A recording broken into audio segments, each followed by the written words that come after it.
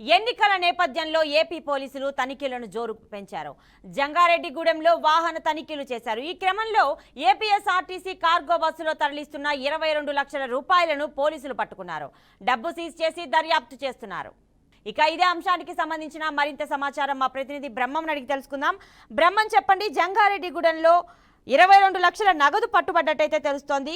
ఈ డబ్బు ఎక్కడి నుంచి ఎక్కడికి తరలిస్తుండగా జరిగింది? ప్రతిభ ఏదైతే సార్వత్రిక ఎన్నికలు ఉన్నాయో ఎన్నికల నేపథ్యంలో డబ్బు నగదు సంబంధించినటువంటి ఎలక్షన్ కమిషన్ కొన్ని విధి విధానాలు చేయటం జరిగింది. ఇదే నేపథ్యంలో ఎక్కువ మొత్తాదులో డబ్బు వస్తున్నటువంటి నేపథ్యంలో ప్రత్యేకమైన నిఘా ఏర్పాటు చేశారు. ఇటు వాహనదారుల నుంచి కావచ్చు, లేకపోతే కార్లు కావచ్చు, లేకపోతే ప్రయాణిస్తున్న ప్రతి ఒక్కరి నుంచి కూడా చెక్ పోస్టులు పెట్టి ప్రతి చోట కూడా నిఘా అయితే ఎక్కువగా పెట్టడం జరిగింది. ఇదే నేపథ్యంలో ఎవరైతే డబ్బు పంపిణీ చేస్తున్న వారు కావచ్చు, లేకపోతే వివిధ మార్గాల్లో కూడా కొత్తగా ఏదైతే కార్గో సర్వీస్, ఆ ఏపీఎస్ఆర్టీ సంబంధించినటువంటి కార్గో సర్వీస్ ఉందో ఆ కార్గో సర్వీస్ ద్వారా కూడా కొంత అమౌంట్ పార్టీ చేస్తున్నారని అధికారులకు ఇటు నిఘా విభాగానికి ఉన్నటువంటి సమాచారం మేరకు ఇప్పటికే ఈ జిల్లాలో ఉమ్మడి పశ్చిమ గోదావరి జిల్లాలో ఉన్నటువంటి అన్ని కార్గో సర్వీసుల మీద కూడా ఇప్పటికే రిటర్నింగ్ ఆఫీసర్లు కన్నేసినటువంటి పరిస్థితి అయితే ఉంది.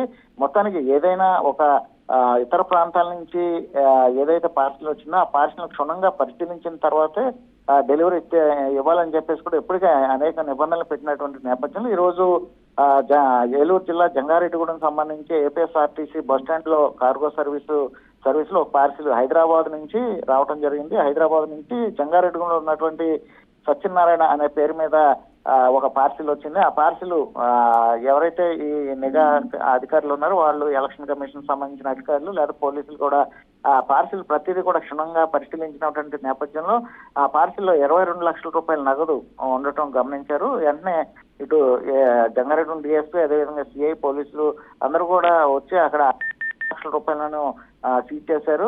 ఈ సంఘటన స్థలానికి ఎలక్షన్ సంబంధించిన జంగారెడ్డిగూడెం ఆర్ఓ కూడా అక్కడ రావడం జరిగింది.